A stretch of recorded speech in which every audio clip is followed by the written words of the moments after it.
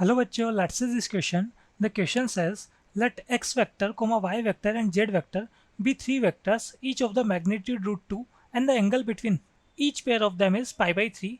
If a vector is a non-zero vector perpendicular to x vector and y cross z vector and b vector is a non-zero vector perpendicular to y vector and z cross x vector, then clear.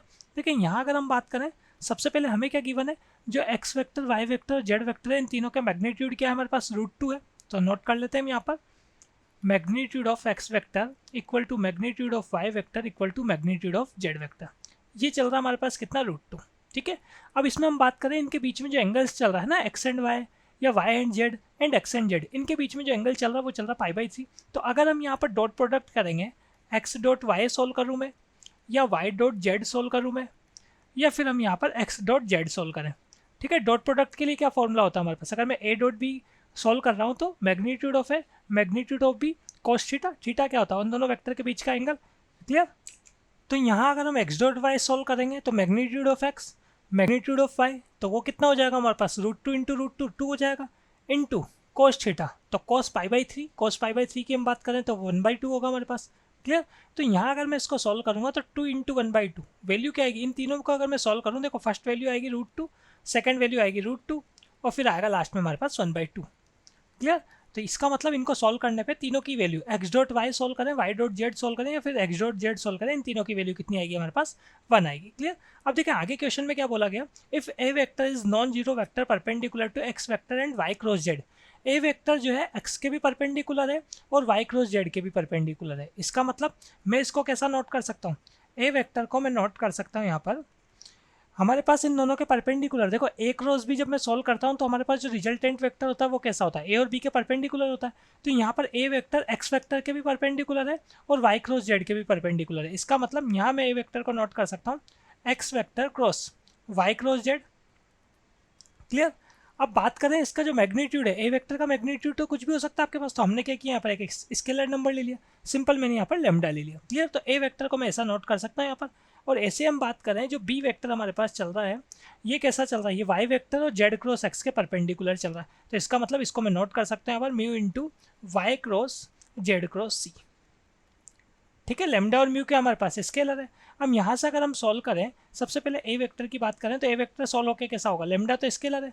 यहाँ अगर मैं बात करूँ, ये हमारे पास यहाँ पर vector triple product हो जाएगा। ठीक है, तो कैसा होगा ये, x cross Y cross z की अगर हम बात करें तो ये बनेगा हमारे पास x dot Z y vector minus x dot y z vector. Clear. और ऐसे हम बात कर लें यहाँ पर बी वेक्टर की, तो म्यू तो स्केलर है, वाई क्रॉस जेड क्रॉस यहाँ पे हमारे पास एक्स चल रहा है। ठीक है, इसको अगर मैं सॉल्व करूँगा तो ये कैसा बन जाएगा, ये हमारे पास बन जाएगा Y cross X Z vector, result apply कर रहे हैं हम यहाँ पर। ठीक है, minus Y cross Z Y dot Z X vector. ठीक है, ये हमने यहाँ पर वेक्टर ट्रिपल प्रोडक्ट का जो फॉर्मूला हमारे पास हुआ करता है वो अप्लाई किया, तो ए वेक्टर हमारे पास आ गया, बी वेक्टर हमारे पास आ गया। क्लियर। अब देखिए 1 बाई 1 अगर हम बात करें यहाँ पर, हमें जो सॉल्व करना है ऑप्शंस के अकॉर्डिंग कि इनमें से कौन से ऑप्शंस करेक्ट होंगे, ऑप्शंस के अकॉर्डिंग हम क्या करते हैं यहाँ पर सॉल्व करते हुए चलते हैं। क्लियर। अब देखें इसके साथ अगर हम बात करें, थोड़ा ये जो ए वेक्टर और बी वेक्टर जितना सॉल्व हो रहा है उतना तो सॉल्व कर ही लें, फिर ऑप्शंस पे आएंगे।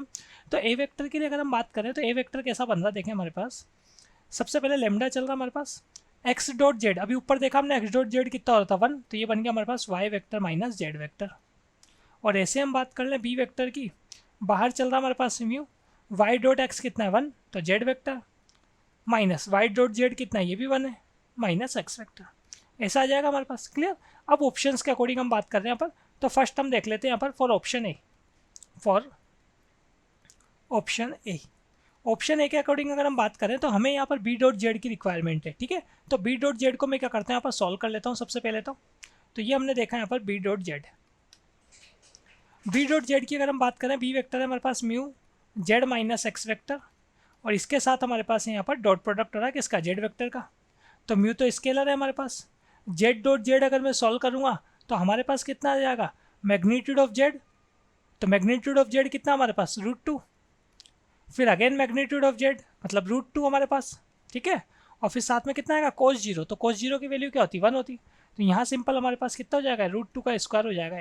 ठीक है, √2 इंटू √2 मतलब √2 का स्क्वायर हो रहा है। फिर माइनस एक्स डॉट जेड, तो एक्स डॉट जेड हमारे पास कितना होगा, 1 होगा, पहले ही सोल्व कर लिया हमने।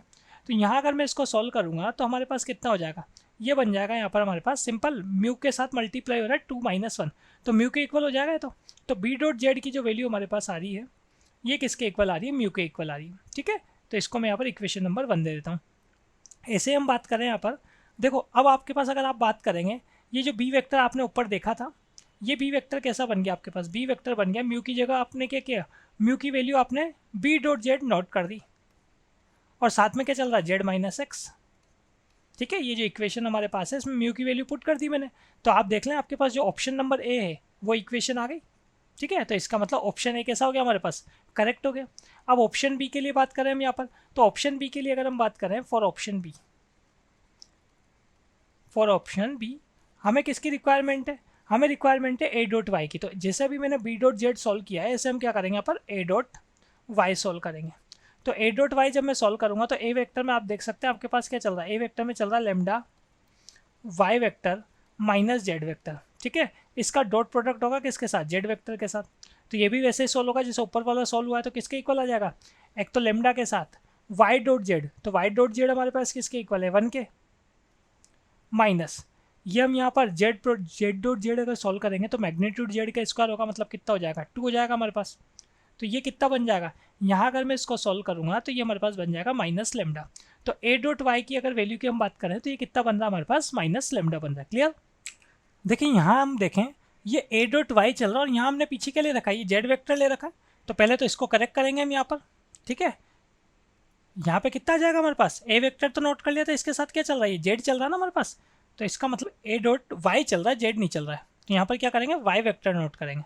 अब देखो लेमडा के साथ पहले वाई डॉट वाई, तो वाई डॉट वाई मतलब मैग्नीट्यूड वाई का स्क्वायर, और मैग्नीट्यूड वाई का स्क्वायर कितना हो जाएगा हमारे पास, 2 हो जाएगा, माइनस जेड डॉट वाई 1 आएगा। तो इसका मतलब ये माइनस लेमडा नहीं आ रहा हमारे पास, कितना आ रहा है, प्लस लेमडा आ रहा है। तो ए डॉट वाई की वैल्यू हमारे पास कितनी हो गई यहाँ पर, प्लस लेमडा हो गई, ए डॉट वाई इक्वल हो गया हमारे पास प्लस लेमडा के। ठीक है, तो यहाँ से हम बात करें, देखें आप जब अभी सॉल्व कर देते हैं यहाँ पर ए वेक्टर को, ये देखें इस इक्वेशन को, तो ए वेक्टर में कैसा लिख सकता हूँ यहाँ पर, ए वेक्टर इक्वल टू लेमडा की वैल्यू नोट कर दी मैंने ए डॉट वाई।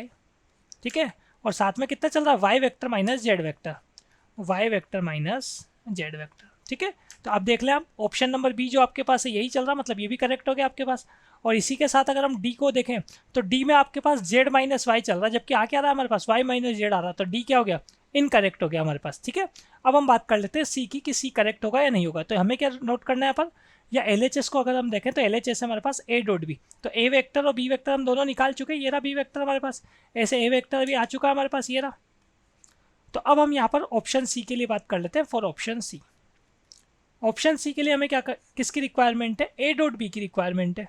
तो ए वेक्टर चल रहा है हमारे पास ए dot Y, y vector minus Z vector, इसका डॉट प्रोडक्ट किसके साथ, बी वेक्टर के साथ इसका डॉट प्रोडक्ट चल रहा है। तो बी वेक्टर देखें, B dot Z, B vector चल रहा है बी डॉट जेड, और इसके साथ हमारे पास मल्टीप्लाई हो रहा है यहाँ पर जेड माइनस एक्स।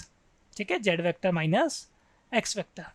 अब इसे हमें सॉल्व करना है। तो देखो डॉट प्रोडक्ट किस में होगा, डॉट प्रोडक्ट तो वेक्टर्स में होगा ना, स्केलर में तो होगा नहीं। तो यहाँ अगर हम बात करें स्केलर कौन कौन से स्केलर है, ए डॉट वाई ये स्केलर है, बी डॉट जेड ये स्केलर है। अब जो डॉट प्रोडक्ट होगा वो वाई माइनस जेड और जेड माइनस एक्स में होगा। तो इसमें अगर मैं यहाँ पर डॉट प्रोडक्ट करूँगा तो सबसे पहले क्या आएगा, वाई डॉट जेड, फिर माइनस वाई डॉट एक्स, फिर आएगा हमारे पास प्लस मैग्नीट्यूड जेड का स्क्वायर, जेड डॉट जेड आएगा तो मैग्नीट्यूड जेड का स्क्वायर हो जाएगा। ठीक है, और वो भी माइनस और प्लस है, तो इसका मतलब क्या बनेगा यहाँ पर, यहाँ बनेगा हमारे पास माइनस। क्लियर, और लास्ट में अगर हम बात करेंगे तो लास्ट में आएगा हमारे पास जेड डॉट एक्स, वो भी माइनस माइनस प्लस हो जाएगा, तो हमारे पास आ जाएगा प्लस में जेड डॉट एक्स। अब देख लेते हैं हम इसको, ये A dot Y, B dot Z, Y dot Z की अगर हम बात करें तो ये सबसे पहले हमने सॉल्व किए थे तीनों वैल्यूज़। ठीक है, X dot Y, Y dot Z और एक्स डॉट जेड, तीनों की वैल्यू क्या थी, 1 थी हमारे पास। तो इसका मतलब ये आएगा 1 माइनस 1, मैग्नीट्यूड जेड के स्क्वायर की बात करें तो ये 2 आ जाएगा हमारे पास प्लस 1। क्लियर, तो ये बन रहा हमारे पास स्क्वायर ब्रैकेट के अंदर +2 -3 मतलब -1 बन रहा है। तो ए डॉट बी की वैल्यू जो हमारे पास आ रही माइनस ए dot Y into B dot Z. ठीक है, ये हमारे पास ए डॉट बी की वैल्यू आ रही, तो ऑप्शन में चेक कर लेते हैं हम, ये हमारे पास माइनस ए dot Y B dot z ही आ रहा है। क्लियर? तो इसका मतलब ऑप्शन सी भी क्या हो गया हमारे पास यहाँ पर, करेक्ट हो गया। Clear? So final answer is option number A, option number B and option number C, correct options. Hope you understood it well. Best of luck.